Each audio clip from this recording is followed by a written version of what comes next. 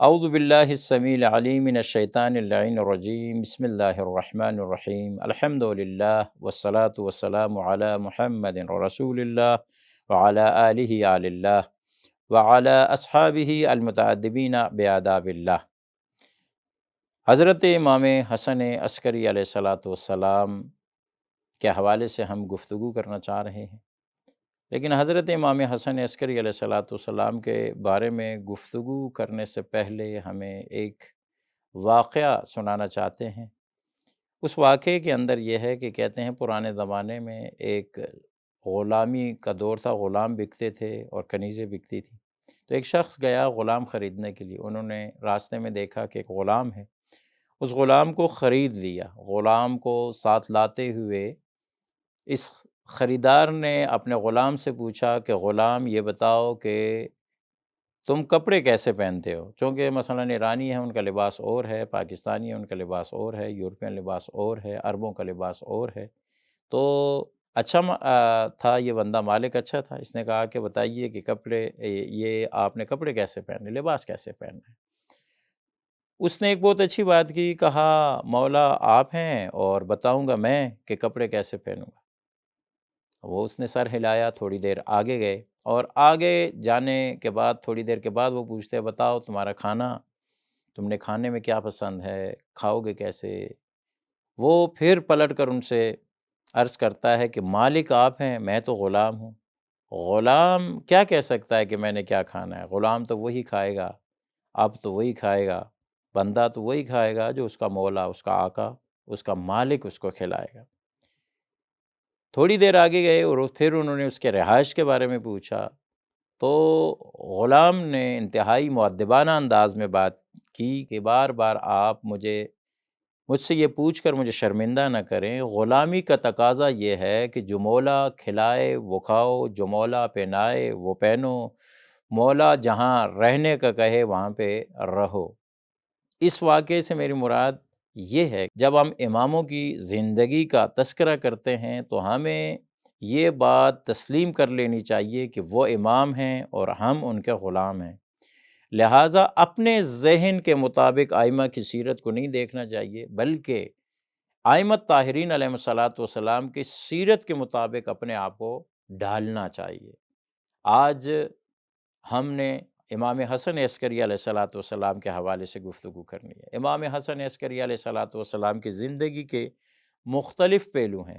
امام علیہ والسلام کی ایک تو سوانح عمری ہے، زندگی نامہ ہے کہ جو زندگی نامے بیان کیا جائے۔ امام علیہ والسلام کی زندگی کے اندر اور سیرت کا ایک حصہ اخلاقی ہے، عبادی ہے، انہی میں سے ایک حصہ امام علیہ والسلام کی سیرت کا سیاسی ہے کہ امام علیہ والسلام کے دور میں امام علیہ والسلام سیاسی حوالے سے امام علیہ والسلام کی فعالیت کیا تھی، اور امام علیہ والسلام نے کون سی ایکٹیویٹیز، کون سے اقدامات سیاسی حوالے سے کیے۔ یہ بات میں اس وجہ سے عرض کر رہا ہوں کہ چونکہ ہمارے ہاں یہ ذہنیت بنا دی گئی ہے کہ ائمہ کا سیاست سے کوئی تعلق نہیں، امیر المومنین علی علیہ السلام کا سیاست سے کوئی تعلق نہیں، در حالی کہ ایسے نہیں ہے۔ امیر المومنین علی علیہ السلام اور تمام ائمہ طاہرین علیہ السلام کا سیاست میں ایک بہت بڑا کردار رہا ہے، اور اسی کردار کے حوالے سے آج ہم نے تھوڑی سی گفتگو کرنی ہے۔ امام علیہ السلام کا جو دور ہے وہ ایسا دور ہے کہ عباسیوں کی حکومت ہے، اور عباسیوں نے امام علیہ السلام اور دیگر حوالوں سے انتہائی سخت انتظامات کیے ہوئے ہیں، اور امام اور شیعوں کو فعالیت سے روکا جا رہا ہے۔ اور امام علیہ السلام کے زمانے میں یہ ایک وہ ہے، ہر ایکٹیویٹیز جو امام کی ہے، انہوں نے جاسوس بٹھائے ہوئے ہیں، ان کی کارکردگی پر، ان کی ایکٹیویٹیز پر، ساری چیزوں پر نظر ہے۔ یہاں پہ یہ بات غور طلب ہے، اور قرآن اور حدیث سے یہ بات سالم ہے کہ ائمہ طاہرین علیہ السلام کی اصل ذمہ داری کیا ہے۔ اصل ذمہ داری ائمہ طاہرین علیہ السلام کی ذمہ داری ہے وہ کہ ہدایت کرنا اور تشیع کو بچانا، اور ساتھ میں شیعوں کا تحفظ کرنا، یہ امام علیہ السلام کی ذمہ داری ہے۔ لہٰذا ائمہ طاہرین علیہ السلام نے اپنی اسٹریٹجی کے مطابق یہ اقدامات کیے ہیں۔ انہی میں سے آئیے کچھ اقدامات کے حوالے سے ہم آپ کی خدمت میں بیان کرتے ہیں۔ امام علیہ الصلاۃ والسلام نے جو وہ مقابلہ کر رہے تھے اس چیز کے ساتھ کہ امامت اور ولایت کے خلاف وہ پروپیگنڈا کر رہے، چونکہ ان کو یہ خطرہ تھا کہ اگر لوگ اماموں کے قریب جائیں گے تو آہستہ آہستہ ہمارا تخت الٹ جائے گا، اور ساتھ میں عراق کے اندر بھی حکومت اور لوگ وہاں پہ شیعہ تھے کثیر تعداد میں، اور ان کو خطرہ تھا کہ عراق میں یہاں پہ ایسے نہ ہو کہ قیام ہو جائے اور قیام میں ہمارا جو ہے تخت نہ الٹ جائے، لہٰذا جہاں پہ وہ اقدامات کر رہے تھے امام حسن عسکری علیہ الصلاۃ والسلام بھی اقدامات کر رہے تھے۔ ایک اقدام جو امام علیہ الصلاۃ والسلام کا تھا وہ امام علیہ الصلاۃ والسلام حضرت امام مہدی علیہ الصلاۃ والسلام کے حوالے سے، ان کی غیبت کے حوالے سے زمینہ سازی کر رہے تھے، زمین ہموار کر رہے تھے، لوگوں کا ذہن بنا رہے تھے کہ اس کے وقت، چونکہ ابھی اس کو الفاظ میں اور اصطلاح میں علماء کہتے ہیں کہ یہ زمانے حضور امام ہے، تو ایک دور آئے گا کہ جس دور کے اندر امام ظاہری طور پر حاضر نہیں ہوں گے، تو غیبت امام علیہ الصلاۃ والسلام کے اندر شیعوں کی کیا ذمہ داری بنتی ہے، اس حوالے سے امام نے جو اقدامات کیا وہ انشاءاللہ میں آپ کی خدمت میں بیان کرتا ہوں۔ ایک دوسرا اقدام جو امام علیہ الصلاۃ والسلام نے جو کیا، امام علیہ الصلاۃ والسلام نے اس وقت کی جو مذہبی تنظیمیں تھیں اور سماجی جو تنظیمیں تھیں اور جو گروہ تھے، جو گروپ تھے، ان کے اوپر جو ہے نظر رکھی اور ان کو آپس میں پیوستہ کیا۔ اسی طرح امام علیہ الصلاۃ والسلام نے فرقہ واریت جو اس وقت بھی تھی اور مختلف حصوں کے اندر لوگ بٹے ہوئے تھے، اس کی حوالے سے بھی امام علیہ الصلاۃ والسلام نے اقدامات کیے۔ اب آئیے دیکھتے ہیں کہ امام علیہ الصلاۃ والسلام نے غیبت کے حوالے سے امام علیہ الصلاۃ والسلام نے کیا کیا کام کیے۔ میں چونکہ وقت مختصر ہے، زیادہ دیر نہیں کہ وہ کر سکتا، غیبت کے حوالے سے، ذہن سازی کے حوالے سے امام علیہ الصلاۃ والسلام کے 5 اقدامات کا ذکر میں کروں گا۔ سب سے پہلے امام علیہ الصلاۃ والسلام نے جو کام کیا ہے وہ آ کر لوگوں کو غیبت کے مفہوم سے آگاہی عطا فرمائی اور لوگوں کو آگاہ کیا کہ غیبت کس کو کہتے ہیں اور کس کی غیبت ہوگی۔ اس حوالے سے امام علیہ الصلاۃ والسلام نے، چنانچہ یہ شیخ مفید علیہ رحمہ نے اس چیز کے بارے میں نقل کیا ہے کہ امام حسن عسکری علیہ الصلاۃ والسلام نے اپنے ایک صحابی سے کہا کہ میرے بعد جو آنے والا ہے وہ شخص ہے کہ جو زمین کو عدل اور انصاف سے ایسے ہی بھرے گا جیسے کہ وہ ظلم و جور سے بھری ہوگی۔ اور اس کے بعد امام علیہ الصلاۃ والسلام اس کے اوپر تاکید کرتے ہیں کہ اس دور میں ایک جو ہے نا غیبت آئے گی، اور اس غیبت کے اندر امام علیہ الصلاۃ والسلام فرماتے ہیں کہ وہ ہر بندہ ہلاک ہو جائے گا مگر وہ کہ جو ان کی خدا کے ساتھ وابستہ رہے اور ان کی امامت کا قائل رہے۔ یہ یہاں پہ امام علیہ الصلاۃ والسلام غیبت سمجھا رہے ہیں، آہستہ آہستہ لوگوں کے ذہنوں کے اندر یہ ڈال رہے ہیں کہ میرے بعد جو امام آنا ہے وہ کچھ عرصہ کے لیے غائب ہوں گے، لہٰذا ذہنی طور پر ہمیں آمادہ رہنا چاہیے۔ یہ روایت آپ کو شیخ مفید علیہ رحمہ کی کتاب الارشاد جلد نمبر 2 صفحہ نمبر 344 میں مل جائے گی۔ دوسرا جو کام امام علیہ الصلاۃ والسلام نے وہ کیا وہ یہ ہے کہ امام علیہ الصلاۃ والسلام نے اپنے بیٹے حضرت امام مہدی آخر الزمان علیہ الصلاۃ والسلام کی ولادت کو مخفی رکھا، خاص بندوں کو ان کی ولادت سے آگاہ کیا، باقی اور لوگوں کو اس سے آگاہ نہیں کیا۔ اس سلسلے میں آپ کو روایات شیخ قلینی نے اپنی کافی میں جلد نمبر 1 صفحہ 329 پر جو ہے نا یہاں پہ روایات موجود ہیں کہ وہ ایک شخص آتا ہے اور امام علیہ الصلاۃ والسلام سے عرض کرتا ہے، یا ابن رسول اللہ، ہمیں بتائیے کہ آپ کے بعد امام کون ہوگا کہ جس کی طرف ہم رجوع کریں اور ان سے ہم ہدایت لیں، وہ ہمیں بتائیے۔ امام علیہ الصلاۃ والسلام نے وہاں پہ بیان فرمایا کہ میرے بعد امام وہی ہوگا کہ جو اس دنیا کو عدل اور انصاف سے بھر دے گا جیسے یہ ظلم اور جور سے وہ ہے بری ہوئی ہوگی۔ امام علیہ الصلاۃ والسلام فرماتے ہیں وہ امام غیبت میں جائیں گے، اور اس طرح سے امام علیہ الصلاۃ والسلام نے ان کو یہ چیز بتائی۔ خوب، اسی طرح کمال الدین اور دیگر کتابوں کو پڑھیں گے تو امام علیہ الصلاۃ والسلام کے خاص اصحاب کو امام علیہ الصلاۃ والسلام کی ولادت کا بتایا، باقی امام علیہ الصلاۃ والسلام نے 12ویں سرکار کی ولادت کو مخفی رکھا ہے۔ ایک اور کام امام علیہ الصلاۃ والسلام نے جو کیا ہے وہ یہ ہے کہ امام علیہ الصلاۃ والسلام نے امام علیہ الصلوۃ والسلام نے آ کر وہ جو نظام اور سسٹم تھا وکلاء کا، جو امام محمد تقی علیہ الصلوۃ والسلام کے زمانے میں شروع ہو چکا تھا، امام علیہ الصلوۃ والسلام نے اسی کو جاری رکھا اور وکلاء کے ذریعے سے شیعوں کو آپس میں مربوط رکھا، اور جو بھی نظام تھا وہ مختلف علاقوں کے شیعوں کو آپس میں منظم رکھا اور ہمانگ رکھا، اور ان کے درمیان میں ارتباط رابطہ وغیرہ بھی رکھا۔ حتیٰ رابطے کے بارے میں تو یہاں تک ملتا ہے کہ امام علیہ الصلوۃ والسلام کے باقاعدہ ایلچی تھے، قاصد تھے، کہ جو قاصد جا کر امام علیہ الصلوۃ والسلام تک پیغام ان وکلاء تک پہنچاتے تھے یا لوگوں تک یہ پہنچاتے تھے۔ چوتھا کام جو امام علیہ الصلوۃ والسلام نے غیبت حضرت امام زمان علیہ الصلوۃ والسلام کے حوالے سے کیا ہے، وہ یہ ہے کہ شیعوں کو پہچان دی ہے، شیعوں کو ہویت دی ہے، شیعوں کو یہ بتایا کہ تم کون ہو، تمہاری قدر کیا ہے، تمہاری منزلت کیا ہے، اور معارف الہیہ اور دینی معارف سے ان کی جو ہے نا بنیادیں جو ہے مضبوط کی ہیں۔ ایک آج ٹائم زیادہ ہوتا تو میں ان سب کی وضاحت کرتا، ان سب کے حوالے سے بات کرتا، لیکن نہیں وہ کر رہا۔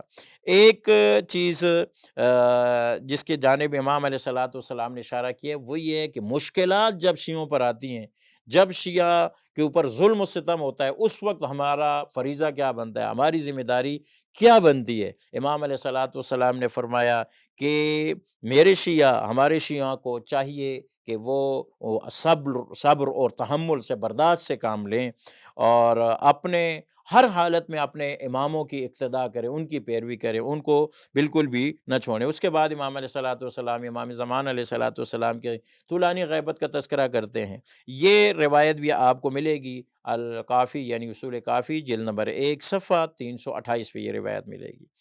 اب ایک اہم ترین کام جو حضرت امام زمان علیہ الصلوۃ والسلام کے حوالے سے کیا، جو غیبت کے حوالے سے امام علیہ الصلوۃ والسلام نے کیا، وہ یہ ہے کہ امام علیہ الصلوۃ والسلام نے شیعوں کو یہ بتایا کہ غیبت کے زمانے میں آپ کی ذمہ داری کیا ہے۔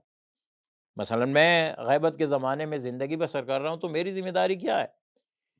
صحیح ہے، یہاں پر ہم نے آ کر جو ہے نا ذرا غور کرنا ہے۔ وہ جو واقعہ میں نے تقریر کے شروع میں بیان کیا تھا اور پروگرام کے آغاز میں نے بیان کیا تھا، اب ہمیں پتہ چلے گا کہ میں غلام ہوں مولا کا یا نہیں ہوں۔ اگر غلام ہوں تو ہمیں امام کا تابع ہونا چاہیے۔ جیسے امام ہمیں جو ذمہ داری ہماری لگائیں گے تو ہم نے اپنی ذمہ داری نبھانی ہے، نہ یہ کہ ہم اپنے آپ سے اپنے ذہن کے مطابق امام کو مانیں۔ نہیں، امام وہ ہے کہ جس کو خدا نے بنایا ہے اور رسول اللہ نے بتایا اور ائمہ نے جو ہے نا جس کا تذکرہ کیا ہے۔ اب امام ہماری ذمہ داری کیا بتاتے ہیں، آئیے دیکھتے ہیں۔ امام حسن نے عسکری علیہ الصلوۃ والسلام نے امام زمانہ کی غیبت کے اندر شیعوں کی ذمہ داری کے حوالے سے کیا بیان فرمایا ہے۔ یہ روایت جو میں پڑھنے لگا ہوں، یہ وسائل الشیعہ شیخ حر عمولی کی کتاب ہے، اس کی 27ویں جلد میں صفحہ نمبر 140 پر یہ روایت موجود ہے۔ وہ روایت بھی کون سی ہے؟ وہ روایت بھی بہت مشہور و معروف روایت ہے کہ جس میں امام علیہ الصلوۃ والسلام اپنے شیعوں کو بتا رہے ہیں کہ جب تمہارے اوپر جو ہے نا حوادث الواقعہ آئیں اور جدید مسائل تمہارے اوپر آئیں، مشکلات آئیں، مسائل آئیں، تو اس کے اندر امام علیہ الصلوۃ والسلام اپنے اس مشہور و معروف فرمان کے اندر فرماتے ہیں کہ دو حصوں میں امام کے چاہنے والے کچھ کون ہیں، عوام ہیں، کچھ عوام ہیں، اور کچھ ہیں جو ہے نا فقہا ہیں۔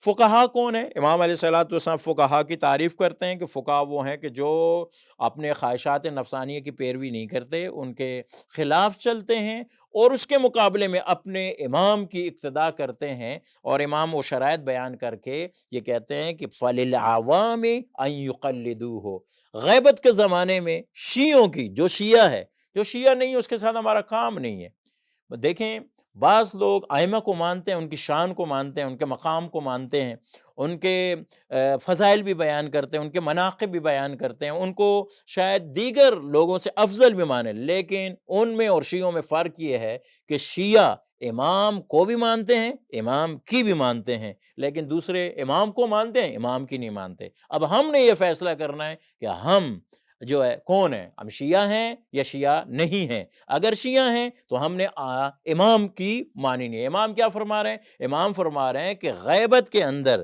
تمہاری ذمہ داری یہ ہے فَلِلْعَوَامِ أَن يُقَلِّدُوا، فقہا کی تقلید کرنا، فقہا کی جانب جانا، یہ ہماری ذمہ داری ہے۔ اور اسی حوالے سے امام زمان علیہ الصلوۃ والسلام کے جو عثمان بن سعید جو امام حسن عسکری علیہ الصلوۃ والسلام کے نمائندے ہیں، اور وہی پھر امام زمان علیہ الصلوۃ والسلام کے بھی نمائندے بنتے ہیں۔ آپ دیکھیں غیبت کے زمانے میں امام نے پریکٹیکل بھی یہ کر کے ہمیں دکھایا۔ کیسے دکھایا؟ کہ امام علیہ الصلوۃ والسلام نے 4 نمائندے غیبت صغریٰ میں رکھے۔ یہاں پہ میں ایک سوال پوچھتا ہوں اپنے ناظرین سے، وہ سوال یہ ہے کہ یہ بتائیے کہ یہ غیبتیں 2 غیبتیں کیوں ہوئی ہیں؟ غیبت صغریٰ، پھر اس کے بعد غیبت کبریٰ، یہ کیوں ہوئی ہیں؟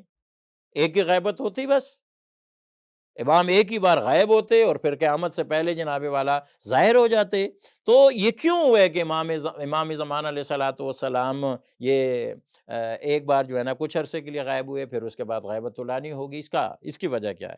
اس کی ایک آسان سی تشبیہ دیتا ہوں۔ دیکھتے ائمہ کو اور معصومین کو سورج سے تشبیہ دی گئی۔ سورج جب طلوع ہوتا ہے تو ڈائریکٹ طلوع نہیں ہوتا، بلکہ آہستہ آہستہ طلوع ہوتا ہے، پھر جب غروب ہوتا ہے تو آہستہ آہستہ غروب ہوتا ہے۔ ایسے ہی امام علیہ الصلوۃ والسلام کی جو غیبت ہے، پہلی غیبت امام علیہ الصلوۃ والسلام نے لوگوں کو آمادہ کرنے کے لیے ہے، اس کے اندر پریکٹس کروائی ہے، پھر اس کے بعد جناب والا بڑی غیبت کے میں گئے ہیں، اور اسی طرح امام کا ظہور بھی ہوگا۔